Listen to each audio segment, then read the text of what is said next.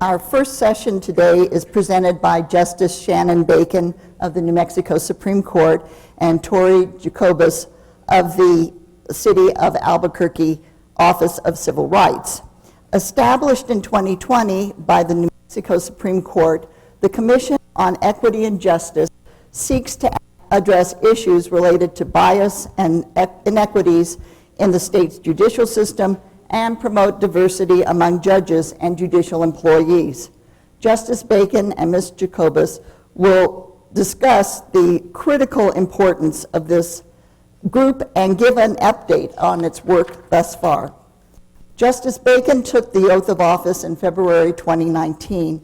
Previously, she served as a district court judge on the 2nd Judicial District Court and practiced complex litigation and appeals at the Sutton Law Firm. She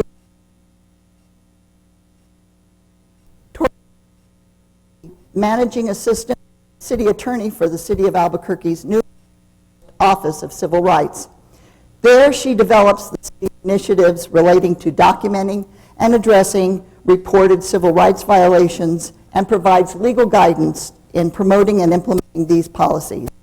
Torri, a recipient of the Robert H. La Follette Pro Bono Award this year. Thank you all.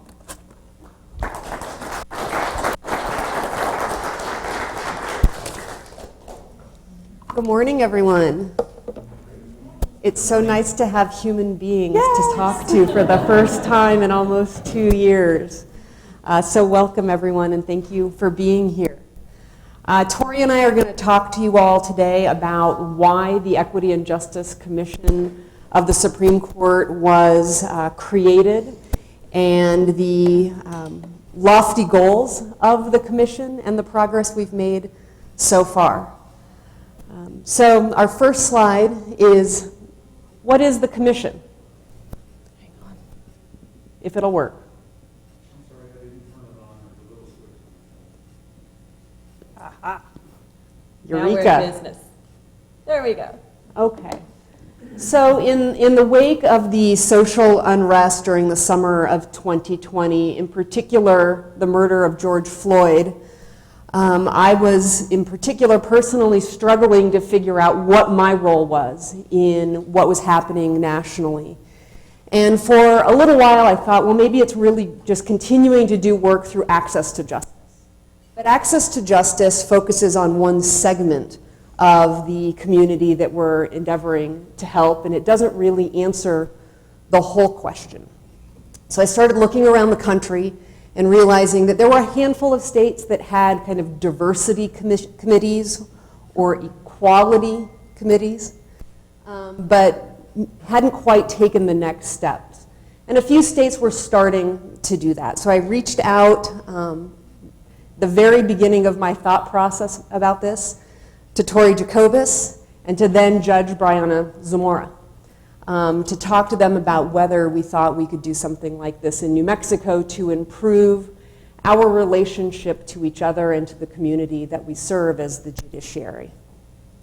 So I have to tell you all, I've known Justice Bacon since I first moved here. She is my mentor, she's my friend, and she texts me at like 6:30 on a Sunday saying, I need to talk to you. And I'm like, oh my gosh, what did I do wrong? Why is Justice Bacon texting me? What did I do? And so I called her and she tells me about this idea she has, this idea to move New Mexico forward in our efforts in equity, equality, access to justice, just all of that bundled together. And so we gathered really quickly and got a steering committee together. So this is definitely too big for just the two of us to talk about. And we were very, very specific on who we wanted at the table for that steering committee. So we chose, asked for Judge Brianna, now Justice Brianna Zamora, Judge David Eisenberg, a Taos Pueblo judge, Professor Vinay Harpalani from the law school, and Professor Sonia Gibson-Rakin from the law school. And we chose those two professors specifically because a lot of their work deals with race, civil rights, and related issues. And go ahead. No, go ahead. And I want to just point out and thank my colleagues at the Supreme Court. I brought this idea to them, and they quickly and readily said yes go ahead, move forward, have the steering committee, and come back to us with a mission statement of sorts.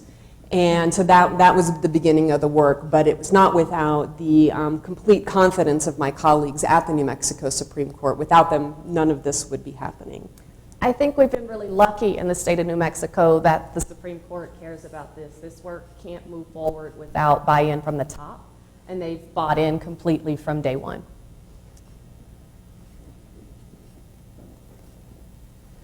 So there's a couple of rules that everyone's aware of, I hope, that guided some of the work before the Equity and Justice Commission was formed. First, you have in the Judicial Code of Conduct, 21203 related to bias, prejudice, and harassment. And that rule was promulgated in 2012. But not until 2019 was there a similar, not identical, a similar rule governing the conduct of lawyers. I will continue to scratch my head why there was a lag of 7 years between the two rules governing judicial conduct and lawyer conduct. These rules reflect that refraining from certain types of behavior is the norm.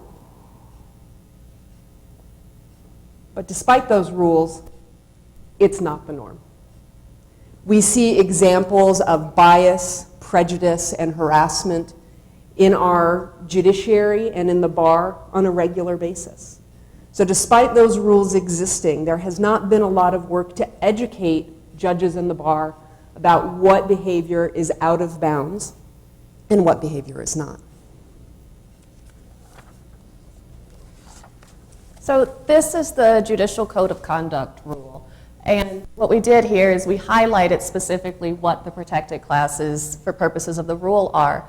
And what it states is that judges shall not manifest bias or prejudice or engage in harassment based on race, religion, color, national origin, ethnicity, ancestry, sex, sexual orientation, gender identity, marital status, spousal affiliation, socioeconomic status, political affiliation, age, physical or mental handicap, or serious medical condition.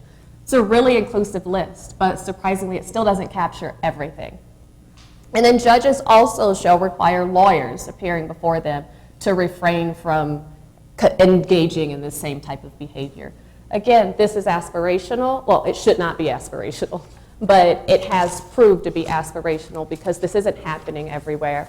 And some of that is out of maliciousness, and some of that is out of just ignorance of what bias, harassment can look like. And then here's the rule of professional conduct that applies to lawyers. You'll notice that the list of protected classes are smaller. It's only race, sex, religion, national origin, ethnicity, disability, age, sexual orientation, gender identity, or marital status. I don't know why that change happened. We've been scratching our heads about it.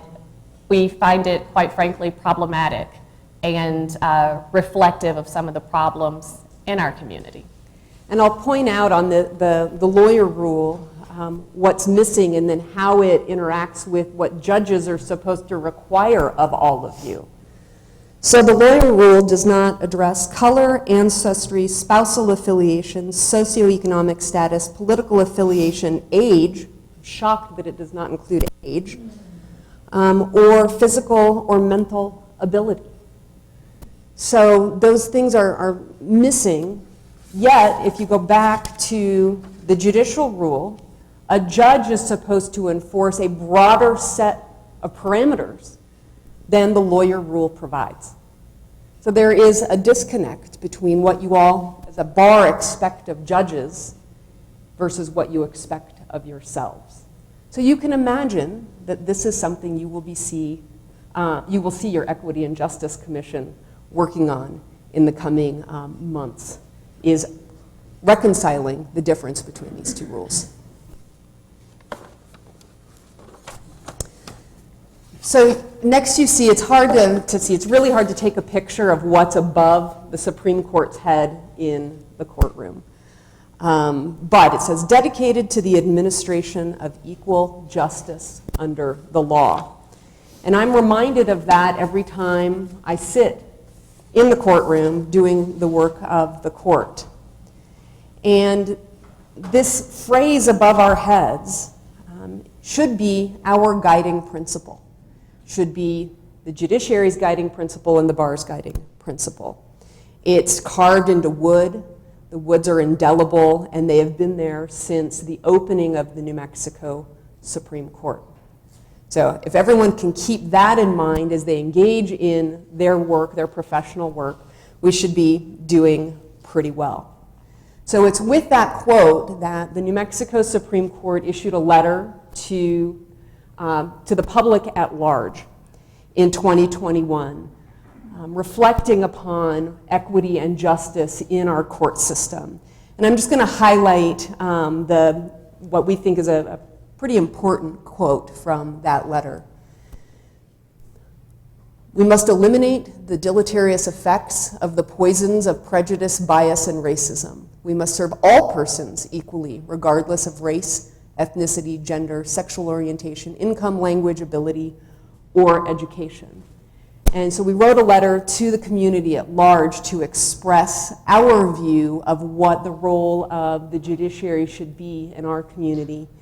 And many, many Supreme Courts across the nation issued similar letters to their own communities to point out and highlight what our role should be. The letters that were sent out around the country, including ours, they're very powerful. And so if you're interested in seeing those, please send me an email and I can find you a link to all of them. I found when reading them that they reminded me why I do what I do, why I care about this work. So what's the problem? And more specifically, why should you care? That's what we're going to talk a little bit about here. So courts and the court system were founded specifically for white, rich men to protect their property. And there wasn't a space in that plan from the beginning for anyone but white, rich men.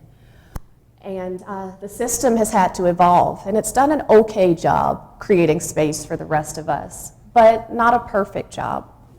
And so some of those examples are how the rules, the expectations in court are for those of us who already know the rules. We went to school to learn the rules. But say pro se parties, they don't know the rules. They're walking into this entirely foreign system, almost a foreign language.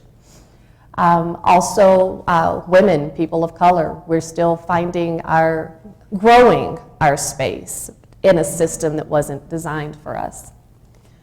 And there's really easy examples of where these barriers come into play, and we'll talk about some of the easy ones. For example, disability access. Lack of access for those who speak American Sign Language. Putting all of our forms and documents on a regular basis that are coming through the court system in large print, so somebody who has visual impairment can fully participate in court proceedings, and eliminating physical barriers. Those are some of the obvious obstacles that still need work in our court system. All right, thank you. And then there's other examples like juries. So all white juries have been proven to deliberate for a shorter amount of time than juries that are made up of multiple races and ethnicities. And this matters because in a shorter amount of deliberation, they're not going through the evidence as fully as possible. And also when you get different cultures and different perspectives in the room, they see different things. Their tolerance for, quite frankly, for BS is different.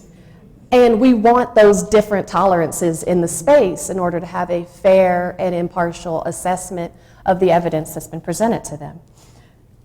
And this is really important because public faith in what we do is the only reason we can do what we do. If the public doesn't believe in the legal system, society really suffers as a result. The perception that the deck is stacked against particular groups and particular minority groups doesn't advance our cause as lawyers or judges in having the community believe in the work that we do, that the Constitution exists for them, that the laws of our state exist for them.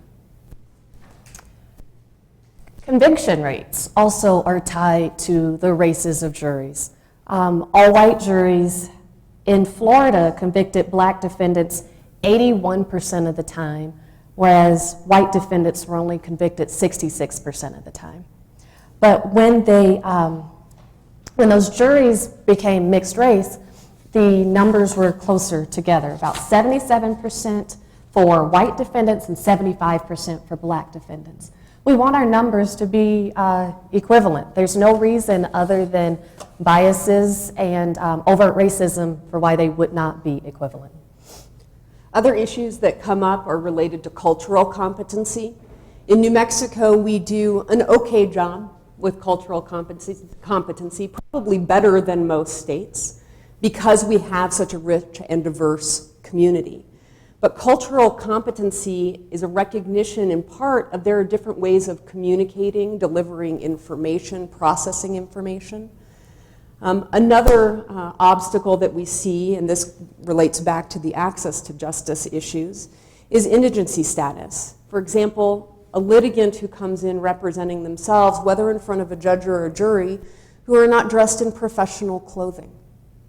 And what that does to the thought process of either a jury or a judge weighing in on the issues before them. So these are the kinds of things we need to kind of shed those barriers in order to make a more equitable legal system.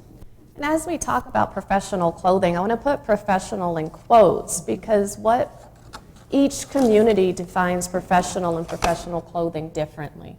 So that's a cultural communication issue there. And then just poverty doesn't allow everyone to buy a suit for one event, 1 hour, 1 day in front of a judge. So we've had a lot of questions about why did we choose equity and justice for the title? Why didn't we choose diversity, inclusion, or any of the other words that do capture our work in part? So diversity at its core covers who's in the room. And we did. We want to get the right people in the room for this conversation. Inclusion covers how powerful their voices are in the room, how much they're heard. Still, something that we care about quite a bit, but it still doesn't quite get at what we want to do for the public and for the community as a whole. So then we looked at equality. And equality looks at giving everybody the same tools in order to conquer a problem. And you can see here that these are 3 children trying to see a soccer match. And when you go for equality, they can't all see the game, only the first 2. Equity, the first word in our commission title, focuses on giving the supports that are needed so that everybody has the same outcomes in the end. And so you can see different sized boxes give the children the opportunity to see this game in full. But truly where we're trying to go, we're trying to break down those barriers, and that's justice. So that is why we chose these names for our commission, and that's where our work is focused, breaking down the barriers that prevent people from from obtaining fair outcomes in court. So who's on the Equity and Justice Commission? And I think this will tell you a little bit about the breadth and scope of work we're trying to tackle here. So you can see here we have representation from all levels of court, including tribal court. We have law school representatives. We have attorneys that serve on the commission that come from both the civil and defense bar, the PD's office, and the DA's office. So we have those perspectives from lawyers that are coming into the courthouse and doing this work. We also have a community advocate, a human rights, civil rights representative, mental health advocate, a member of court staff, and in this instance, it's our head of security. And the reason PJ has been selected is because he is a retired sheriff. So he brings a law enforcement perspective and also can speak law enforcement. So that's really important to us as we communicate with law enforcement, which are the very first people anybody interacts with when they enter a courthouse. We have a legislative representative, and then we have 2 at-large members as well. so that we could capture somebody else who applied that had a really important and interesting perspective to bring to the table. And that's just our voting members. When we were talking about this work, we wanted all of the perspectives that relate to access to justice in the room. But the Supreme Court sadly told me that I could not have a 75-person commission of voting members. So what we did as a workaround on that is we invited a whole bunch of other people as ex officio members. And although they're ex officio members, everybody who shows up at this table has a right to voice and vote. We don't really vote. Everything's happening by consensus and by subcommittee. But everybody who shows up is an active part of the work because it couldn't be done with only the 19 voting members.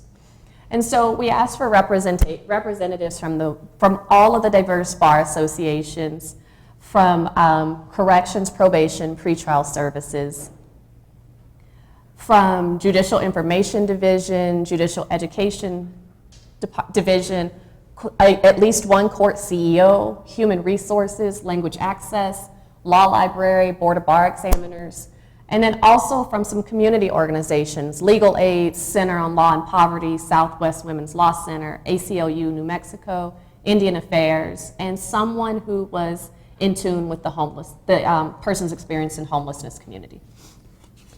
And so when we have these meetings, first I want to give a shout out to Torri because she is the one who manages this really large group of people and makes space on video, because we do all these meetings by Zoom, makes space for everyone to be heard and to raise issues and ask questions. But on a regular, given regular equity and justice meeting, we have a minimum of 72 participants. I think that's the smallest turnout we've had so far. So you can tell from that number that people are interested in this. They're concerned about what is and isn't happening in our community and want to contribute their time to making things better, which is fantastic. But Torri manages those 72 different perspectives in any given meeting. It's like herding this group of really active cats. They are all super passionate and super engaged in the work, and quite honestly, it's fun. It's energizing to get to work with people who care as much as I do about this work. It's, you all should join if you have an opportunity. We'd love to have you. So now we're going to walk through what the goals of the Equity and Justice Commission are, the ones that we have put into writing and the Supreme Court has turned into a court order as the goals of the commission. And then we'll tie our most current report. We've put together a pretty comprehensive report of the commission's first steps and presented that to the New Mexico Supreme Court as well. So we'll give you some very concrete ideas of what we want to work on. And then I'll give you some highlights of what we've accomplished already in the short time that the commission has been in place. So the first goal is to give New Mexicans equitable access to the state's justice system. It's a lot of words on a page, but we talked already a little bit about what does equity mean, how is this different than access to justice. And we want everyone who comes into a courthouse to feel like they are going to get their fair shake. So this photo you see up now, we call it the wall of white guys. There are many courthouses in New Mexico, and there are many, many more across the country, that the first thing you see when you walk into a courthouse are historic photos of those who have been judges. So if you look like Justice Thompson, I'm going to pick on Justice Thompson because it's fun. If you look like Justice Thompson, you walk in and you say, oh, these people, they look like me. And it probably gives you a little bit of comfort that there's people making decisions about you that look like you. But imagine if you are a Native woman, an African American man, somebody who's differently abled. I don't think you're going to take a lot of comfort from the wall of white guys. So one of the initiatives that we'll talk about in a little more detail is doing an assessment of all New Mexico courts to be sure that the first thing you see when you come into the courtroom isn't this. It's something different. And I'll use the 2nd Judicial District as a great example. When you walk into the 2nd Judicial District, the first photos you see are the really, really obnoxiously large pictures of the county commissioners. Don't look at them. Look to your right where you have the wall of the photos of all of the current sitting judges. And that is a picture of diversity and representation. So if you're walking into the courthouse, you can look at that wall and see somebody who's a little bit more like you. And when that happens, confidence in the court system goes up. There are studies about photographic representation in jury rooms and what that does to jury decision making. And if you have photos in jury rooms that are reflective of diversity, outcomes are more balanced for the person on trial. So photos really do mean something. They speak 1,000 words. And there's another piece to this goal, giving New Mexicans equitable access to the court system. Just what does it feel like when you walk into the courthouse? And that starts at, what does it feel like when you walk through security? I can guarantee that each of us has had very different experiences walking in. I have an example where I went into a courthouse with a group of white women and they were all just kind of ushered in, like, welcome, welcome. I had my purse searched. As a lawyer, my purse was searched going through security. I can also say that when I go through with my husband, who's a tall black man, also a lawyer, always wearing a suit, he's treated very differently than me. And I know why that is. I think we all know why that is. I don't have to call it out.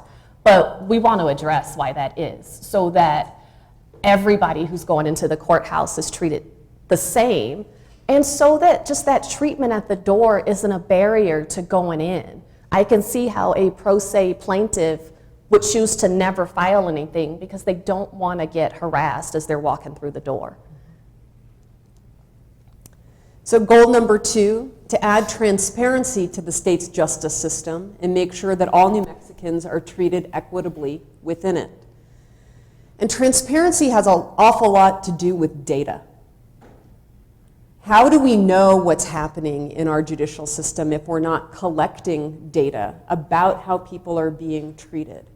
And whether that's through the more simple, which is a survey sent out to litigants or jurors coming through the courthouse, or something more focused and dedicated, which is, for example, tracking how individuals fare in sentencing based on their otherness. So are individuals of Hispanic descent treated more harshly in sentencing? Are Native Americans treated more harshly in sentencing? Are African Americans treated more harshly in sentencing? And I can tell you the answer to those last 3 things is yes. It's an unequivocal yes. So if we can't identify what is actually happening as the judiciary is doing its work, we won't have that transparency. And we want the public to be able to see what it is we do and that eventually that we're doing it really well.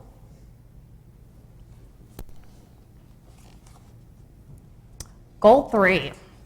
So I'm going to step back so big I one. can read it. Yeah. So this is to eliminate biases and inequities based on this whole list of things. And some of those are traditional protected classes. Some of those you saw in the earlier 2, the professional conduct and code of judicial conduct rule. But some of these we went beyond. And so, for example, physical, mental, or developmental disability or condition. As a commission, we spent a long time on that one because we wanted to make sure we were going beyond just disability. We wanted to also catch neurological conditions or mental illness, other things like that that may impact how a person presents in court. We also included English language proficiency because we all know everything's conducted in English. Sometimes you can get an interpreter. Our goal is to always get you an interpreter, but that still creates a barrier in communication. Also, parenting status and pregnancy. We put those in less from kind of the way the Human Rights Commission looks at it, and more so just at, you know, being a parent, what type of barrier does that create for a person entering the profession, trying to enter the judiciary, and also appearing in court. I've seen parents have to bring their children to court, and different judges, different hearing officers respond differently. I can guarantee nobody wants to bring their children to court. They are there because of a dire need, and we need to adjust how we address that and how we respond to it. And I'm going to come back to the parenting status issue when we get into some of the goals of the commission, specifically focusing on judicial nominating commission. So we'll put a little thumbtack there, and then I'm going to give you a very specific example of how that comes into play when somebody is seeking to become a judge. Goal number 4 is to provide educational and professional opportunities for prospective lawyers, judges, and employees from underrepresented groups so that all groups are adequately represented within the state's judiciary and other aspects of judicial functioning. This is really important. In New Mexico, 11% of our population is Native from our various pueblos and tribes. 11%. We have less than 1% representation in the judiciary. That's a gaping hole in a judiciary that's reflective of our community. So that's just an example of why we need to provide professional opportunities and professional education to have a more diverse and robust judiciary in the state of New Mexico. And education is not just for the judges, it's not just for the bar, but this education is also for law students and for anybody who works in the judiciary. Most people's interaction with the court system isn't with the judge. It's with the clerk's office or self-help and different institutions like that within the judiciary. And for prospective lawyers, Justice Bacon just touched on it, but that's creating our pipeline. That's creating our future lawyers. And we're talking about ways to catch them early. Talking to college students and law students is great.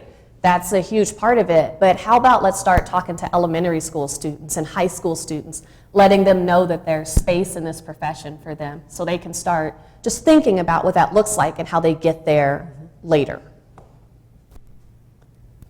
So next up, this is our initial areas of focus. Are the items that we put in the report to the New Mexico Supreme Court. And these ideas have come from all of the different working groups on the Equity and Justice Commission. We sent the working groups out to go meet in areas in which they were interested in based on these 5 categories: training and education, review of case outcome data, diverse pipeline, reforming of policies, procedures, jury instructions, and the courthouse experience. So we're going to walk you through some of the recommendations that the Commission has made to the Supreme Court. Some are very, very hard, and some are what we call the low-hanging fruit. So the very first one is really hard. Direct courts to collect specific demographic data at all points, for all cases. And this goes into what's happening at sentencing. What's happening in temporary restraining orders? What's the outcome like for somebody who is representing themselves in a real estate dispute? And this kind of data collection is very difficult. There are other states that have started doing this work that are frankly, probably light years ahead of us, including Texas, which surprised me. But so this is one of those that's going to take time. Odyssey, you all know what Odyssey is, isn't the specific tool to do this. Odyssey is a court case management system. It's not necessarily the tool that we need to do this, so it's going to take a lot of time and effort working with our Judicial Information Division to get that done. Some of the easier things: review all court forms that collect personal data and modify to include updated options for demographics. A good example there is the binary choice of male and female. That doesn't capture everyone that is coming before the courts, and we need to be more inclusive in the boxes that can be checked. And then create reports to identify areas where additional attention and training is needed. Policy. We, as a commission, asked that we select a new and updated training program and materials for the entire judiciary on harassment, discrimination, and retaliation prevention. For those of you who've worked for the courts, you'll remember that the videos on harassment are vintage. Early 90s. Yeah. So they needed some updates, just because, well, they needed some updates, that's why, but also because terms have changed, our understanding of some of these issues have changed, and we wanted to bring them into the 21st century. And for those of you who work in the judiciary, whether you're watching on video or here in the room, you've received an email with updated training videos, and it's your annual time to review that, and you will see that there's much more information included related to the very issues we're talking about today. So we've taken that initial step. Yeah. Also, implement a training program addressing sexual orientation and gender identity discrimination prevention. So this one has been interesting for me as I've learned more about it. I've heard that there are judges in our state who are not respectful when people present their gender identity as different than what the judge believes it should be. That's the height of disrespect for a person's humanity. And I will recognize that some of the judges just don't know better, and some do and have chosen not to do better. But what we're asking here is that we go ahead and train every single judge in the state so we now know for sure that they know better. And the way we are doing this year is a presentation at Conclave, the annual judicial training, from Adrian Lawyer at Transgender Resource Center. And Adrian's training is going to deal with transgender cultural fluency. So every judge in the state of New Mexico will be trained on cultural fluency. Well, already has been for this year. Conclave was a few weeks ago. And one of the things that's important for Conclave is, and again, I've had many conversations with Justice Thompson about this because he heads up all judicial education, is that we can't do a training like this once every 5 years or once every 7 years. We had a Transgender 101 training about 6 years ago, something like that. The judiciary, more than 50% of the judiciary's turned over since that time. So we have to implement training related to equity and justice every single year. And the bar needs to do the same thing. Next up, you'll see here, propose and implement an implicit bias jury instruction. So we have lots of jury instructions that are given to everyone, and many states have now started using an implicit bias jury instruction that explains what implicit bias is to the jurors and asks them to be thoughtful and mindful, check themselves about their own bias as they are weighing in on the fate of any litigant's case. That jury instruction has been prepared and will be presented to the New Mexico Supreme Court in the next coming weeks. We didn't have to reinvent the wheel, which was nice because other states had already gone there. But we think that's an important step in making sure that jurors are thinking about their own stuff as they're assessing the fate of anybody coming before the courts. There's a lot of data that says just being told or reminded that we all have biases can help us to address them and keep them in check. And so that's our goal there with the jury instruction. And a really high profile place where you can see this having happened is the Derek Chauvin case, the man who murdered George Floyd. They introduced an implicit bias instruction in that trial. And I think it was one of the first higher profile trials that's where it's been used. Another place is working with the access to justice. The commission wants to standardize and improve access to self-help legal forms in all district courts. And so going back to what I said earlier about how this system was designed for rich white men, that also included educated. And then building on that, it means educated in law school. And so pro se parties have a really uphill battle at trying to understand the forms and the process. And different courts have different forms. There are some that come straight from the AOC, and then the second has developed forms based on what they think is most important in their court. The 13th has a different set. Everybody has a different set. But if those can be brought together, we'll be much more powerful across the board. I'm going to skip around a little bit here because we want to make sure and leave some room for questions.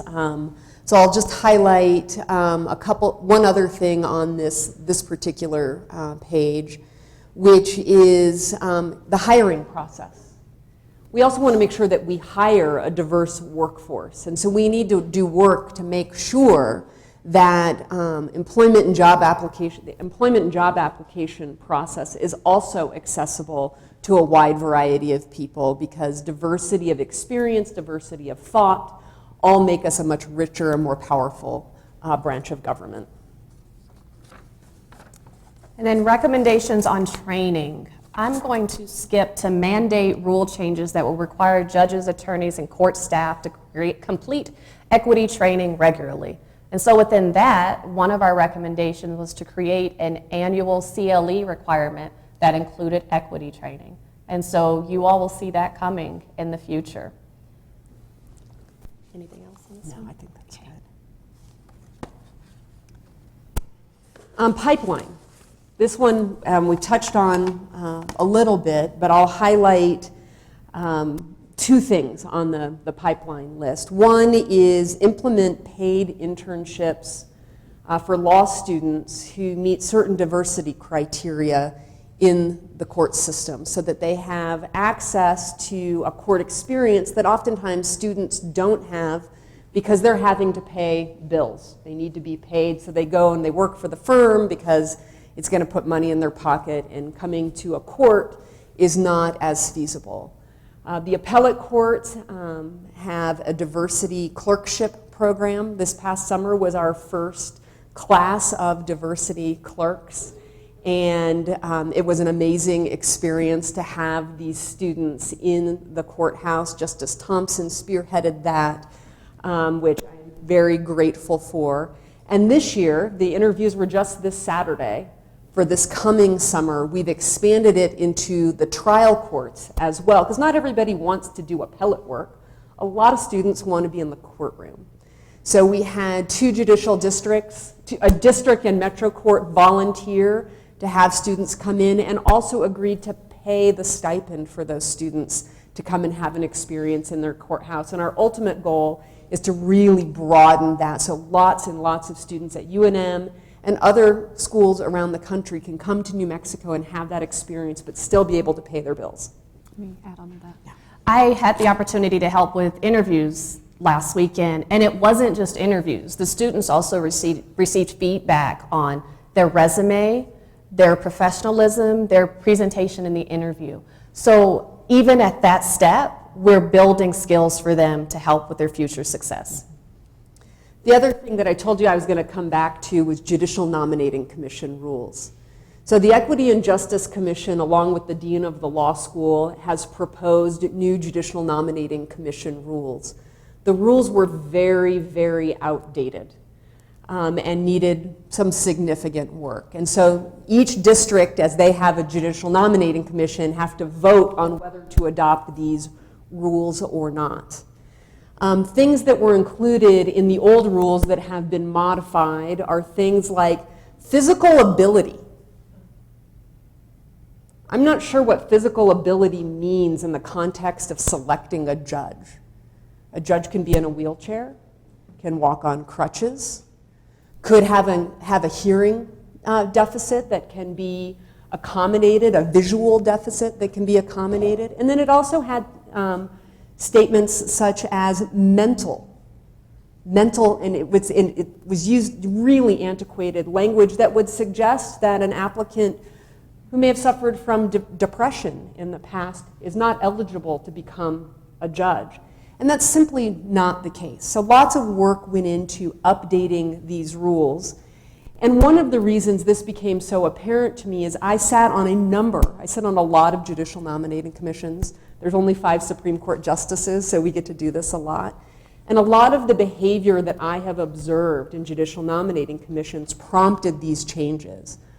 An applicant for a trial court position in the closed session, her ability to do the job was questioned because she's a mom. Going back to that thumbtack, parenting status, was questioned because she was a mom.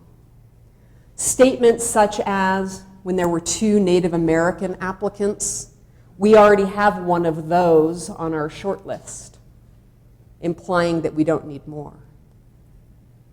Those are the kinds of things happening at judicial nominating commissions. And again, going to Torri's point, whether that's ignorance or intentional, it's not for me to decide.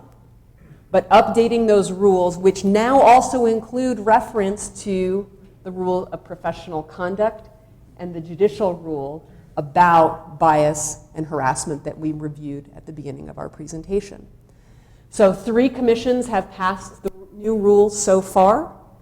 And it's going to go district by district until a majority of the districts have said, yes, these are the new rules for judicial nominating commissions. And those will be passed on then to the compilation commission. They're a very strange setup. The dean of the law school is in charge of J&C rules, not the Supreme Court. They're not Supreme Court rules. So we partnered with the law school to accomplish updating these rules and making it much more clear what is fair game when you're picking your judges and what is not fair game. Anything else?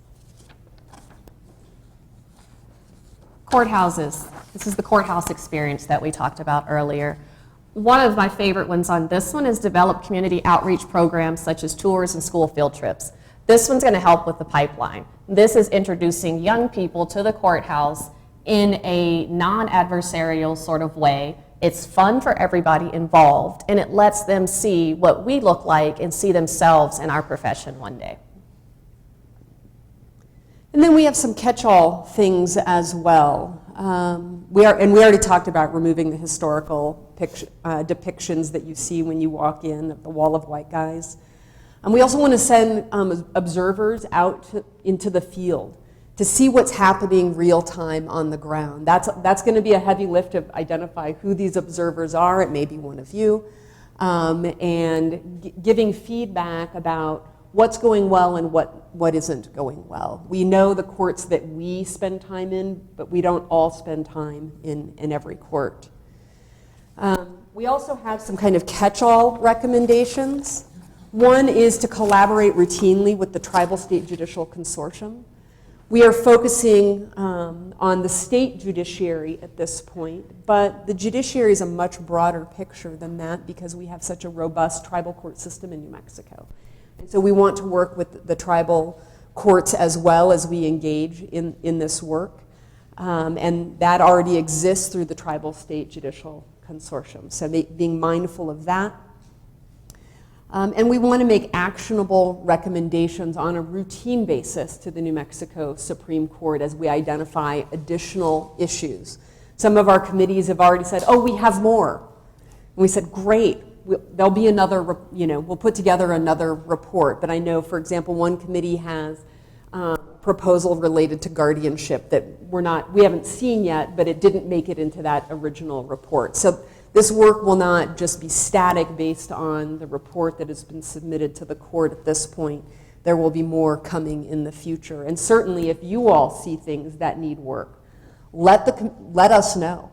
We may have missed an issue that has been a real obstacle for you or your clients as you're navigating the court system as well.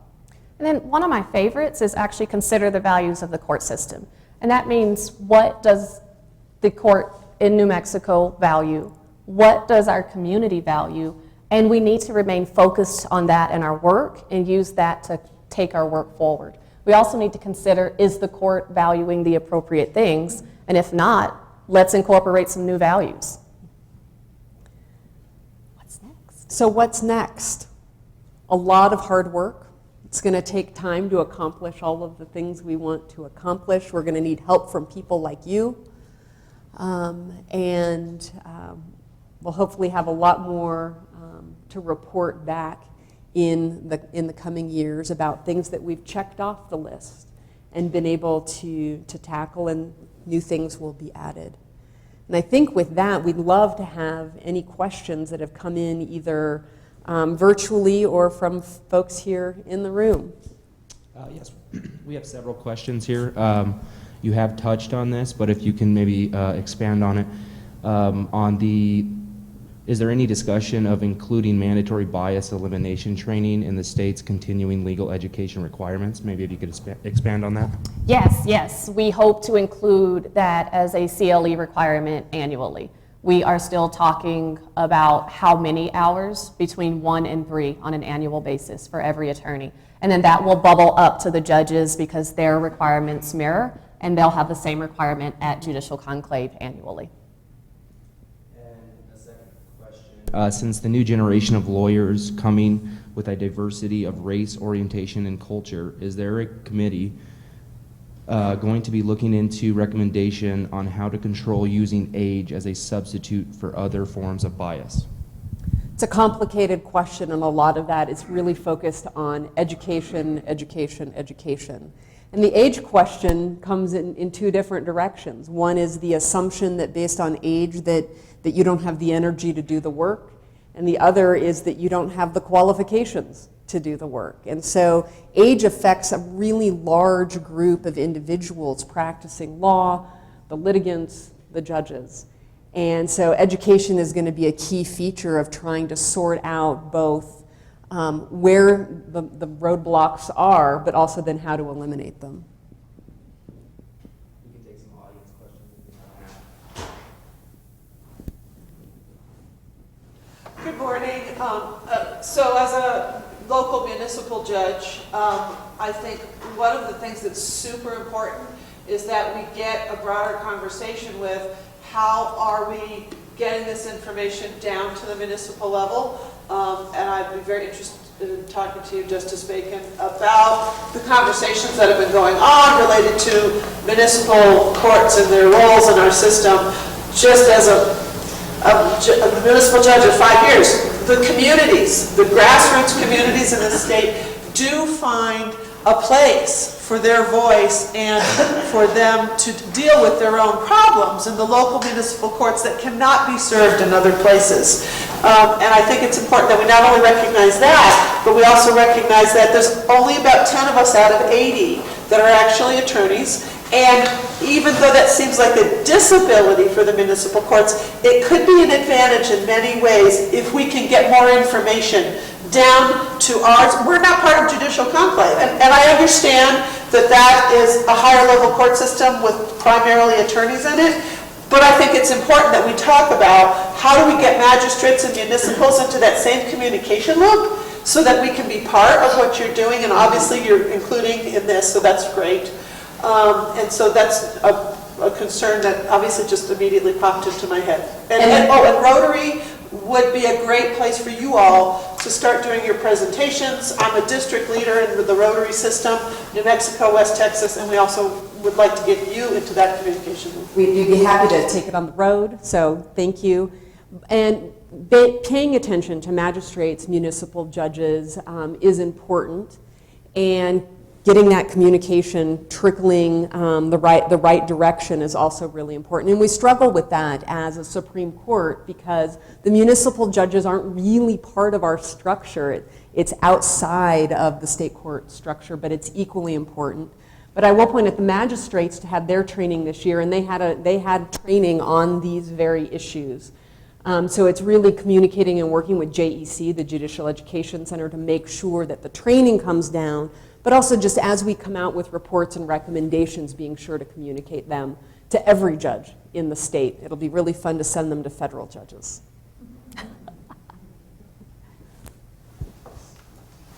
I was hoping you could speak a little bit about what the commission might be working on in terms of trauma education for dealing with witnesses and specifically crimes against women and children. Thank you, Winter.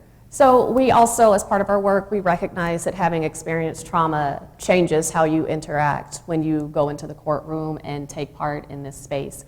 And so one of our recommendations that we had to skip over is that we skipped over today, not with the Supreme Court, is that we want to incorporate a trauma-informed training in order to educate the judges and hearing officers on how to address those issues in the courthouse. And then we also hope to incorporate that into our attorney trainings at a later time. And it's important not just the judges understand the trauma of the litigants, but the judges understand the trauma that they experience. I can remember getting on the elevator at the 2nd Judicial District with a judge who had just finished a trial of a 13-count criminal sexual penetration case of an infant. The trauma that a judge experiences is just as palpable and hard to handle and navigate as the litigants coming before them.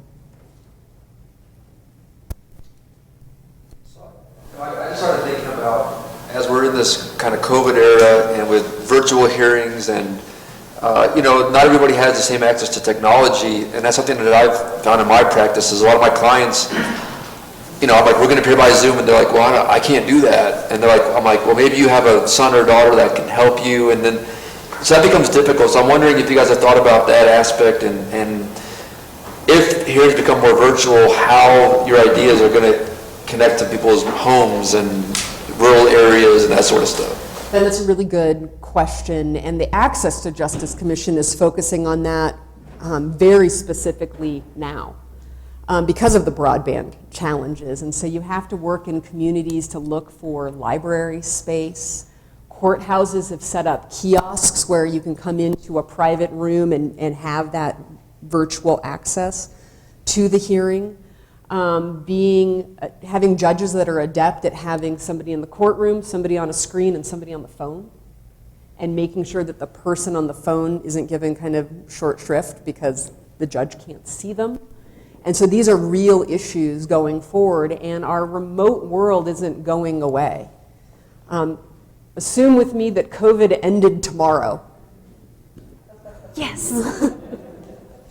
You can imagine that you're not going to have discovery hearings in person ever again. Scheduling conferences. Why require somebody to come to the courthouse for a 5-minute hearing where opposing counsel may or may not show up?